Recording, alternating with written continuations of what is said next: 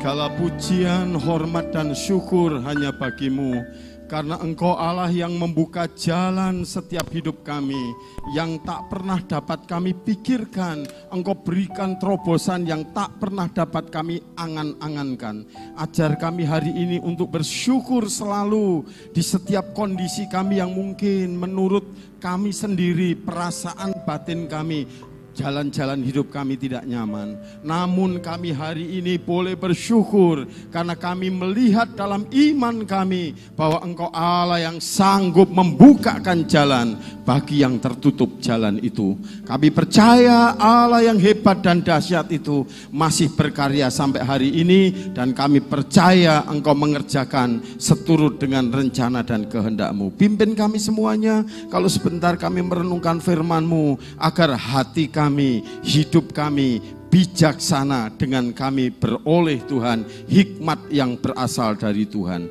Berikan kami roh hikmat itu supaya kami beroleh kesempatan mengenyam kebaikan-kebaikan Tuhan. Terima kasih, kami bersyukur, kami mohon urapan-Mu baik hamba-Mu maupun setiap jemaat yang akan membaca merenungkan firman Tuhan, kiranya itu memberi kekuatan dalam hidup kami. Dalam nama Yesus kami berserah, mohon berkat Tuhan. Haleluya. Yang siap bersama katakan amin. Puji Tuhan. Dipersilakan duduk kembali Bapak Ibu yang dikasihi Tuhan. Shalom. Kiranya pandemi ini tidak membuat kita menjadi lemah dan putus asa dan rasa-rasanya menjadi beban dalam perjalanan.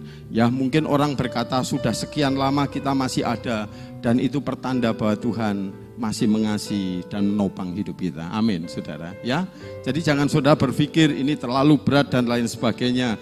Oleh karena itu hari ini sebuah tema yang diberikan buat kita, yaitu mintalah hikmat dan pengertian. Mari kita akan simak bersama-sama dalam kitab Efesus pasal yang pertama ayat yang ke-15 sampai 23. Efesus pasal yang pertama ayat 15 sampai 23. Saya tidak akan membaca semua karena terlalu panjang sehingga nanti sudah baca di rumah. Saya hanya ingin membacakan pada ayat yang ke-17 saja. Ayat yang ke-17 berkata, Efesus pertama ayat 17, dan minta kepada Allah Tuhan kita Yesus Kristus, yaitu Bapa yang mulia itu, supaya Ia memberikan kepadamu roh hikmat dan wahyu untuk mengenal Dia dengan benar.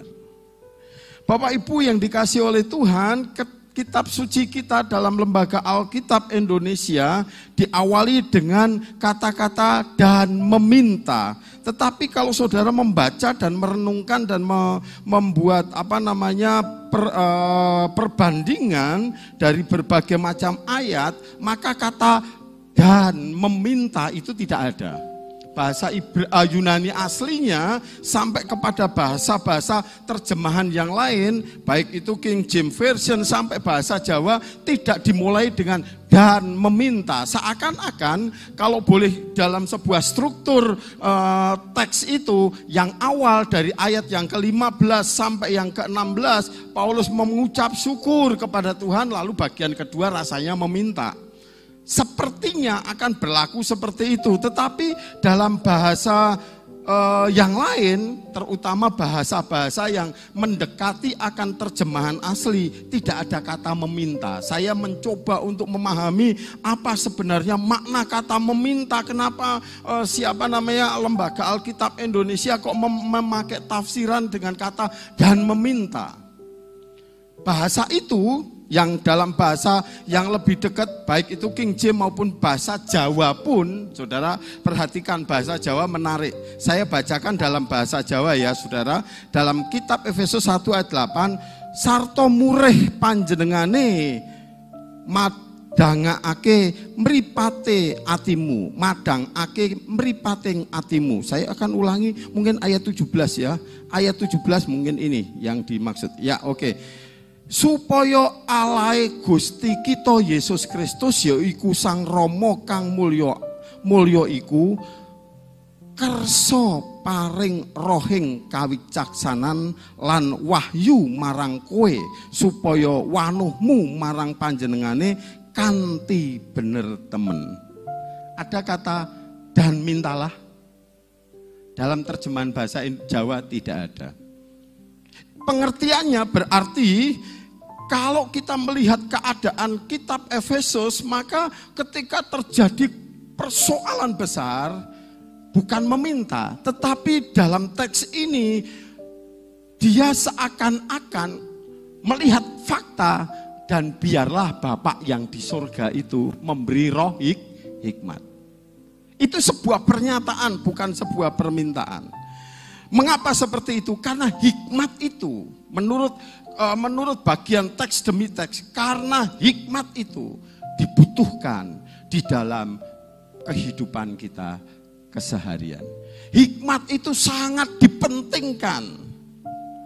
Ketika zaman kondisi yang seperti ini penuh dengan persoalan, tadi cerita tentang bagaimana diliburkan, bagaimana gajinya dipotong hingga menjadi 60% saja, dan kondisi yang berubah seperti itu, maka saya mau mengatakan yang dibutuhkan bukan lagi banyaknya duit. Berapapun banyaknya duit, tabunganmu banyak, pasti apa? Habis, betul ya? Betul. Ya. Apalagi yang tidak punya tabungan, wah ini rasanya hidupnya yang habis, saudara ya. Tapi coba kata yang saya dipikirkan ini adalah kalau kondisi seperti ini, dia mengatakan biarlah Tuhan itu dengan sepenuh hati memberi hikmat itu buat kita. Jadi ini sebuah pernyataan supaya benar-benar hidup kita bersama mementingkan hikmat lebih daripada hanya berkat saja. Saya ulangi lagi, hidup ini mementingkan hikmat daripada hanya berkat semata. Padahal dalam konteks berkat itu adalah sebuah kekayaan, tambahan harta, tambahan keuangan dan lain sebagainya.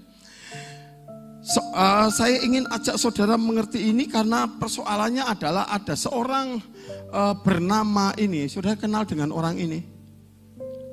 Tung Desem Waringin, motivator kelas mungkin di nasional, tidak bisa diapakan disepelekan karena ini motivator marketing yang luar biasa. Tung Desem Waringin ketika dia bicara soal sukses, hidup yang sukses, dia memberikan 3 hal. Yang nomor 1 itu adalah kalau mau hidupnya sukses, maka itu adalah dia selalu berkata tentang yang namanya mengubah tindakan. Di tengah krisis ini dipentingkan. Di tengah krisis itu adalah di tengah saudara mengalami perubahan hidup, maka perlu hidup kita itu rela untuk berubah. Ya. Banyak orang saat ini, menurut jurnal yang saya baca, itu tingkat stres di seluruh dunia itu meningkat kurang lebih 25-45%. Tingkat stres itu saudara. Saya di pastoral counseling, jadi saya banyak terima pemahaman tentang bagaimana tingkat stres tentang kejiwaan seseorang di tengah-tengah kondisi yang tidak karuan ini. 25-45% orang makin hari tambah stres. Ya. Orang anak-anak yang, maaf bahasa saya agak sedikit kasar, keranjingan dengan game zaman sekarang ini, ibunya tidak bisa belikan apa?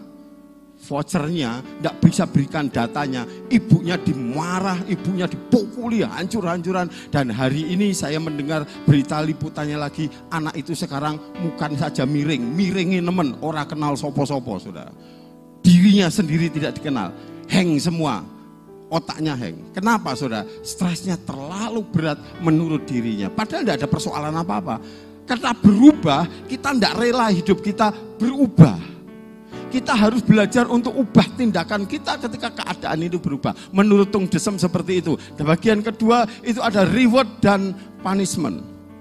Artinya ada pemberian semacam reward itu pemberian hadiah, pemberian penghargaan, tetapi juga dengan tekanan yang harusnya seimbang. Suami istri kalau rewardnya kurang, tekanannya banyak, saya yakin istri-istri pasti stres. Suami-suami rewardnya kurang, tapi punishmentnya apa?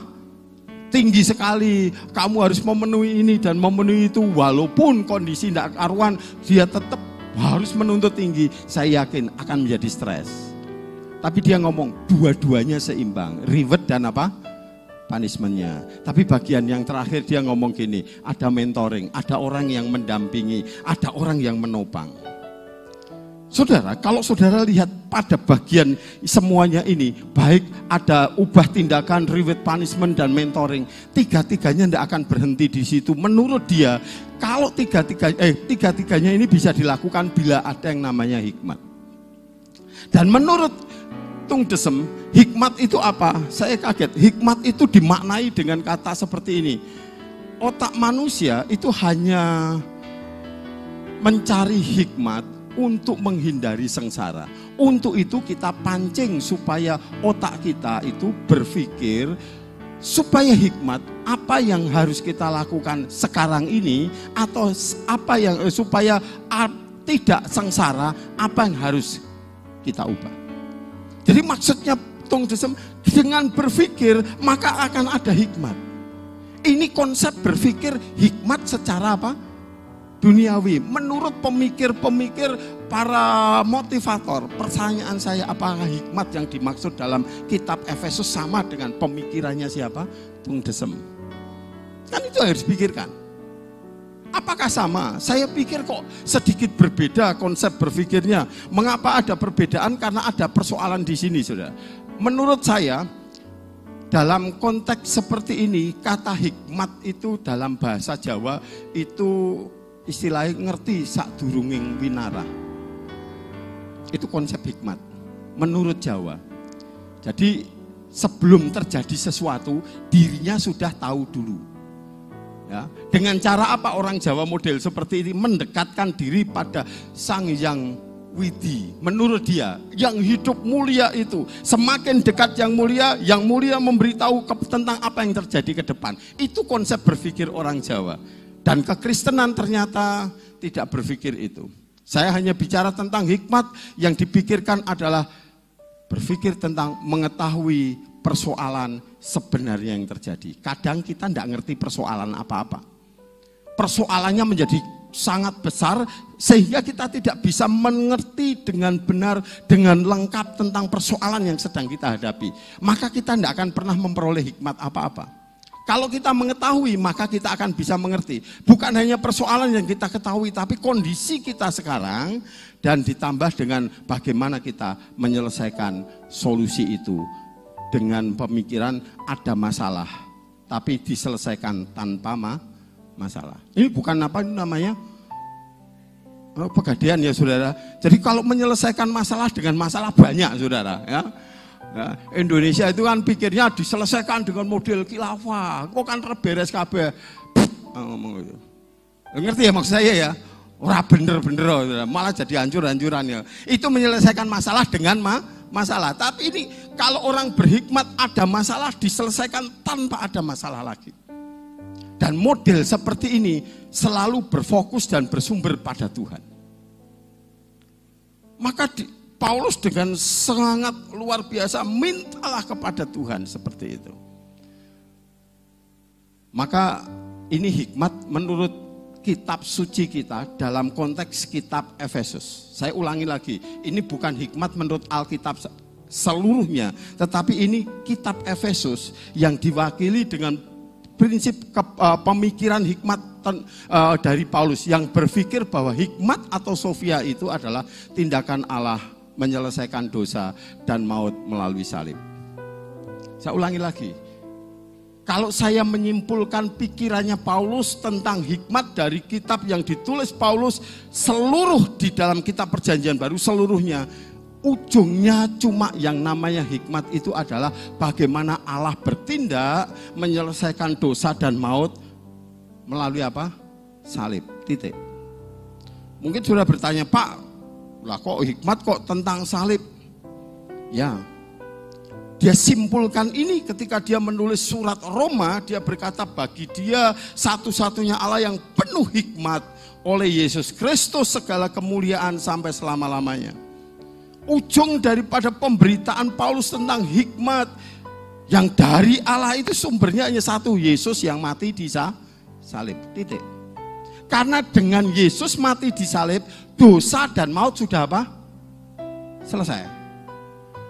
Bapak Ibu Saudara pahami ini, pemikiran ini. Saya merasa ini pemikiran yang amat dalam. Mengapa? Karena dosa dan maut itu sesungguhnya musuh manusia sepanjang masa.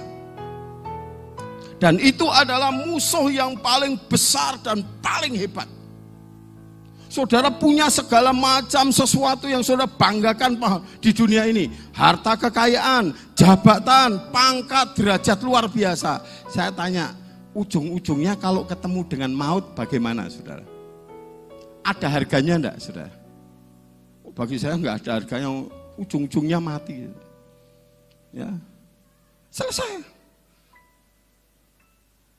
Saya pernah saudara suatu hari diminta oleh Yayasan Budi Kasih, Pak ini ada orang meninggal, orangnya kaya raya, lalu kemudian enggak ada istilahnya dia bukan orang Kristen, tapi dia pengen dimakamkan orang Kristen, secara Kristen, kaya. Saya pikir, wah ya cobalah, kasihanlah, tidak ada mau upacara di gereja, karena Budi Kasih pada saat itu dekat dengan saya, pemimpinnya, lalu saya ngomong, baik saya akan coba pelayani, oke, dilayani. Saya kaget saudara, yang dibawa di penutupan peti itu, waduh luar biasa, kesenangan dia apa saja ditaruh di peti, jumlahnya banyak. Lalu kemudian saya tanya dengan keluarga, Bu kok kenapa semuanya itu, padahal kalau saya lihat saudara secara fisik, baju yang dibawa, jas yang dibawa, bahkan emas yang ditaruh di si pinggiran itu jumlahnya mahal banget saya tahu.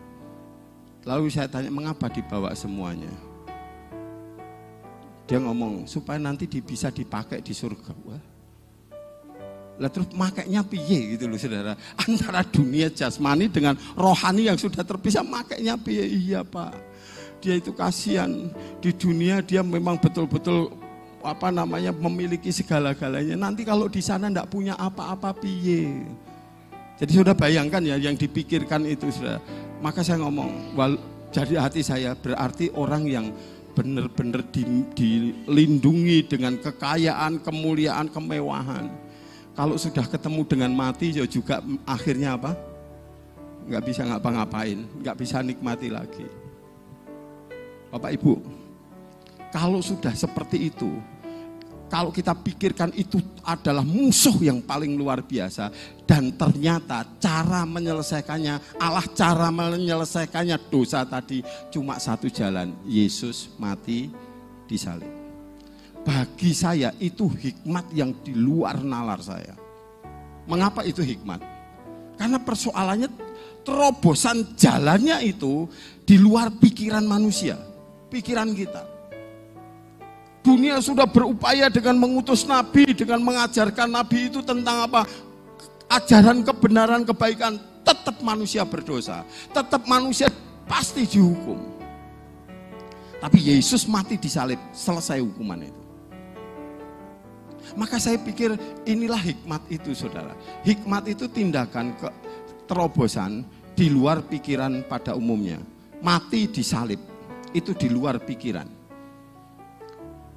Perjanjian lama, perjanjian baru berupaya Allah mau mengatakan dosa itu harus dikalahkan dengan cara apapun, tapi tidak selesai-selesai. Puncak penyelesaiannya hanyalah salib. Itu di luar pikiran umum. Tapi bagian kedua menarik. Tindakan itu tidak melukai, tetapi justru mendamaikan. Saudara, kadang orang yang punya masalah itu bisa kelihatannya selesai, tetapi sebenarnya sedang melukai seseorang. Betul toh, saudara? Di rumah tangga kelihatannya selesai, ya wes lah, ya wes pokoknya baik-baik ya, kita baik-baik ya. Saya baru konseling tentang orang yang sudah menceraikan istrinya. Saya tanya, mengapa Anda selesaikan rumah tanggamu dengan jalan cerai? Saya berupaya supaya dia jangan cerai gitu ya. Mengapa harus cerai? Dia ngomong ini jalan yang terbaik.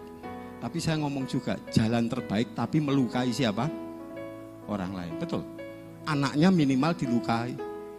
Istri atau suaminya pasti terlukai. Tapi itu dianggap jalan paling baik.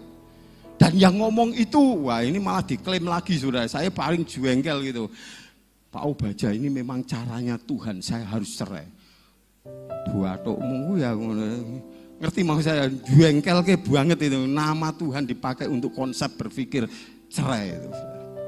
Tidak, itu emosional seseorang saja. Kalau itu jalannya Tuhan, pasti bisa mendamaikan, bukan melukai. Yang paling penting juga ini, kalau itu hikmat Tuhan, itu tindakan itu tidak melanggar kebenaran. Apa yang saya ceritakan tentang perceraian tadi, saudara, yang ini yang membuat saya kaget lagi sampai saya ngomong, ya ampun, kok ya bisa-bisanya seperti itu. Saudara tahu, dia cerai itu dengan pikiran gini, Pak Obaja tahu, perceraian ini dikehendaki Tuhan karena ada 3 tanda. Hebat ya saudara. Tanda ini rak trimo siji Bapak Ibu. 3 loh saudara. Tanda pertama, mengapa saya sampai hari ini tidak punya anak, misalnya gitu dia tadi. Sebabnya apa? Tuhan tahu kelak kamu akan cerai dan aku kehendaki cerai. Itu katanya Tuhan loh itu. Wah, ya wis tak pikir sih, wis sudah. Nomor 2. Selama ini saya dengan dia tidak pernah ada curiga apapun terjadi perselingkuhan. Tapi tiba-tiba saya kok kepengen buka HP-nya. Ternyata di dalam HP-nya itu ada chat mesra dengan pasangannya. Tuhan gerakkan saya buka HP itu. Berarti ini adalah cara Tuhan. Yang ketiga, saya mengetahui sendiri. Ketika saya mau pulang, kemudian saya video call enggak mau. Karena ternyata dia sedang bersama siapa? Pacarnya. Waduh, saya sampai mikir, ini kalau betul-betul, sekali lagi loh, jalan Tuhan walaupun ada tanda itu tidak pernah dibenarkan. Kalau itu melanggar apa? Kebenaran firman. Orang yang berhikmat itu ada 3 kriteria ini, terobosannya di luar, tetapi di luar nalar manusia, di luar pengetahuan, di luar pikiran yang umum, tetapi juga tidak pernah melukai yang lain, dan itu berjalan pada koridor kebenaran. Itu konsep hikmat Kristiani. Ini terbukti dengan konsep berpikirnya Paulus dalam kitab Efesus ini. Dia berpikir seperti ini, tujuan kita hidup memperoleh hikmat itu adalah yang nomor 1 mengenal Allah dengan benar. Bukankah ayat yang ke-17 di bagian akhir, tujuan kamu memperoleh hikmat itu bukan supaya kita selesai hidup kita dengan nyaman, hidup kita tanpa kesengsaraan menurut Tung Desem tadi, tetapi benar-benar tujuannya cuma 1, mulia. Hidup kita mengenal Allah dengan benar. Ini saudara mungkin berpikir, loh Pak, bagaimana persoalan hidup saya bisa selesai kalau diawali dengan mengenal Allah dengan benar? Jangan lupa saudara, kalau saudara mengenal Allah dengan benar, saya punya keyakinan saudara mengerti jalan Anda yang paling benar. Benar? Ada masalah apapun, kalau itu mengenal Allah dengan benar, maka saudara akan berjalan menurut kehendak Allah yang benar itu. Lah apa maksud mengenal Allah dengan benar? Mengenal Allah dengan benar itu diartikan dengan istilah mengenal Allah secara lengkap. Secara lengkap bukan berarti kenal Tuhan lalu kemudian mengenal dengan komplit tentang Tuhan. Tidak. Saya memberi catatan di sini. Itu artinya adalah terus bertumbuh dalam usaha kita mengenal Allah. Bapak Ibu mengenal pasangan suami istri sampai hari ini, siapa nikah 20 tahun lalu kemudian ngomong, aku kenal dengan lengkap istri saya.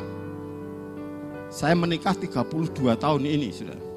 32 tahun saya ngomong pada saudara, sampai hari ini ada hal-hal yang saya tidak kenali dari istri saya. Sampai hari ini. Jadi saya kenal istri saya dengan lengkap enggak? Ya. Dalam artian proses terus menerus mengenal. Itu kata mengenal Allah itu. Jadi kata epignosis itu adalah mengenal dengan lengkap. Tapi ini sebuah proses yang berjalan terus. Kalau sudah mengenal Allah dengan benar, maka akan terjadi mata hati kita akan menjadi terang. Mata hati kita jadi terang. Mata hati kita itu artinya adalah cara memandang kita tentang kehidupan ini akan menjadi terang gitu loh saudara. Ya, kenal Allah dengan baik, maka mata hati kita, cara kita memandang sesuatu, memandang persoalan, memandang istri, memandang suami, memandang rumah tangga, memandang gereja, dan memandang siapapun, itu akan menjadi lebih terang. Gitu loh. Ya, coba kalau mata hati kita gelap, semua akan menjadi gelap. Karena Alkitab juga ngomong, memang hati itu adalah pancaran dari kehidupan kita.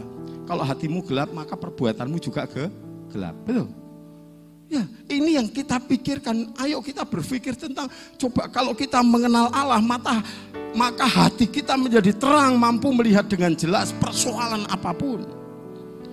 Kemudian hasil dari mata hati kita menjadi terang menurut Alkitab kita, dari kitab Efesus pasal yang pertama ayat 15-23, akan terjadi mengerti sebuah pengharapan sejati. Pengharapan sejati bukan karena ada sesuatu yang dijanjikan oleh seseorang, tetapi pengharapan sejati itu karena mengerti Allah dengan benar, maka harapan kita pun menjadi benar. Dan nomor 2, ia akan mengenal kuasa Allah dengan kekuatan kuasanya yang baik. Wah, ini kisah ini, konsep berpikir ini menurut saya sedikit rumit, tetapi kalau ini diimplementasikan, kalau orang itu mengenal Allah dengan benar, maka matanya menjadi terang, hatinya yang penuh dengan persoalan akan punya harapan yang sesungguhnya, dan juga di dalamnya akan mengenal kuasa Allah dan kekuatannya dengan baik. Saudara, pikirannya ini lalu kemudian diterjemahkan kuasa dan kekuatan Allah itu seperti apa. Paulus memberi penjelasan. Saya tidak akan buka Alkitab karena ini adalah runutan yang dipakai dalam kitab Efesus. Dia akan ngerti kebangkitan Kristus. Ngerti 2 hal saja. Kalau kita mengenal kuasa dan kekuatan kebangkitannya, maka dia akan ngerti tentang apa arti kebangkitan Kristus. Saya menerjemahkan kebangkitan Kristus itu adalah bahwa Kristus telah membuktikan mengalahkan kematian. Kalau Yesus mati di salib doang, kuasa maut sudah apa? Sudah dikalahkan, betul ya?